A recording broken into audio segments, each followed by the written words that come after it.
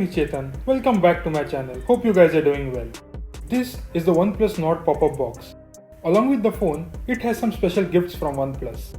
This special box is for those people who would have stood in long lines outside OnePlus stores and be the first ones to get their hands on the OnePlus Nord. As the current conditions do not permit that experience, OnePlus came with an interesting way to continue this tradition with a virtual queue on their Instagram page. Being a Red Cable Club member, I received this pop-up invite early to pre-order the phone. As you can see, this box is quite large and has this matte black finish with the Nord blue accent around the middle. Upon opening the box, we are greeted with some stickers. These are some unique ones, wherein this logo represents the needle of a compass pointing north or Nord as they say in Europe. This one here houses the phone, which we'll take a look in a while. Besides it is a long box which has this vacuum sealed water bottle, cool color with Nord branding at the bottom. And right at the bottom of the box is this OnePlus Nord creator case. This time, OnePlus has partnered with 3 creators to design these special cases. One of them being Jerry Rig Everything designed teardown case, which looks amazing. Second is by an artist named Finsta. And third is the one I received, designed by an artist named Camellia.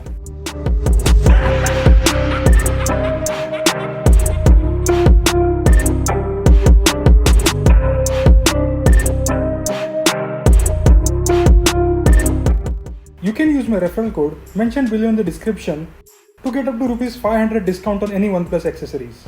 This is the retail box for the OnePlus Nord. It has the same color scheme of matte black with blue accent. It has some Nord branding on the top, and on the back you can see that I have opted for grey onyx color and 12GB 256GB variant. And as you can see, this phone is manufactured in India.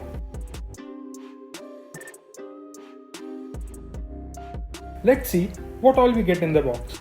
First thing we see is the phone itself. I'll put it aside and dig into this box. Next, we get a small section which houses this welcome letter from Nord team.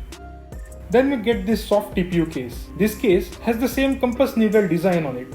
Good to see that OnePlus is experimenting something different rather than providing the same old clear case.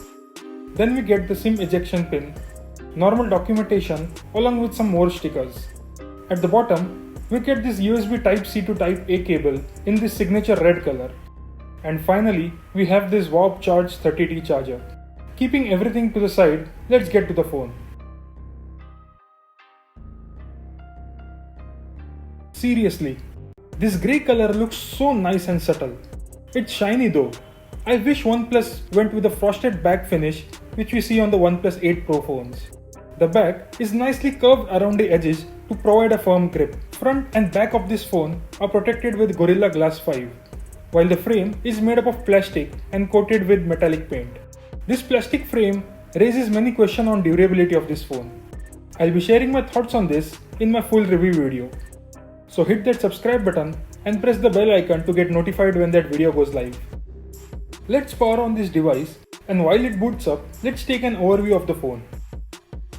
At the bottom, we get a dual SIM card slot, a primary microphone, Type-C charging port, and a speaker. Moving to the right, we get the power button and above it the alert slider. This alert slider is an amazing hardware that OnePlus has been including with every phone since the beginning. On the top, we get a secondary microphone. Moving to the left, we have this volume rocker.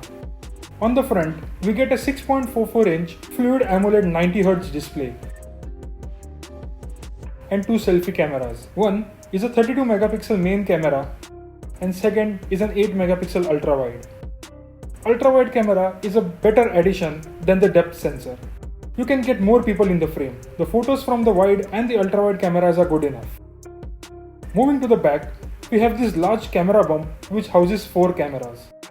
One on the top is an 8-megapixel ultra-wide camera which has an 119-degree field of view. Next is the 48-megapixel main camera. Below that is a 5-megapixel depth camera. And last one is a 2-megapixel macro camera. Now I think OnePlus just went overboard with the camera selection. Instead of the depth and macro lens, a telephoto lens would have been a good addition, but that again might have increased the cost. The camera interface is quite simple. We get 3 quick toggle switches for normal, ultra wide and 2x zoom. The photos from the camera are good enough.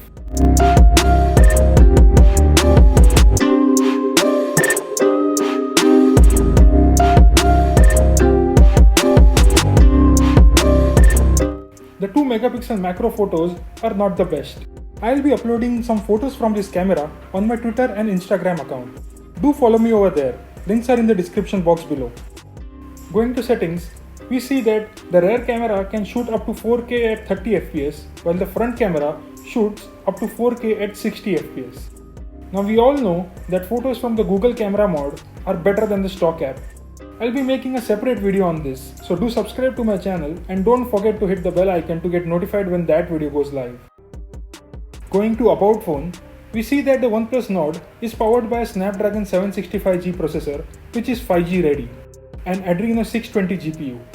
The variant I have is with 12GB RAM and 256GB storage, which costs around 29,999 rupees. It comes in 2 more variants, the 8GB 128GB costing at 27,999 and 664GB costing at 24,999. Speaking about software, the Nord runs on Oxygen OS 10.5, which is based on Android 10. As a former Nexus user, which ran stock Android, Oxygen OS gives me the same feeling. The phone runs all applications smoothly. I think this is the best OS after stock Android, and OnePlus guarantees 2 years of system update and 3 years of security update, which is simply awesome. The Nord is powered by a decent 4115 mAh battery, which can easily last a day with normal use. You can see that the refresh rate is set to 90Hz by default. Coming from OnePlus 6T, which has a 60Hz screen, the Nord surely feels super smooth. All other things in the phone are up to the mark. The fingerprint sensor works lightning fast. Face unlock works flawlessly. In my opinion, this phone is well worth the money. I agree that there are some letdowns in this phone, like the plastic frame, the selection of camera hardware, but these are just minor points. The overall experience this phone provides is satisfactory for an average user. If you guys still have some doubts regarding the performance, camera quality, gaming or build quality of this phone, feel free to comment down below. I'll be covering those points in my full review.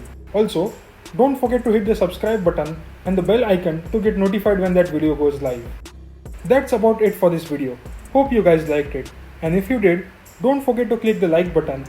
And if you like to see some more awesome videos, do subscribe if you haven't already and click that bell icon to get notified when I post some new videos.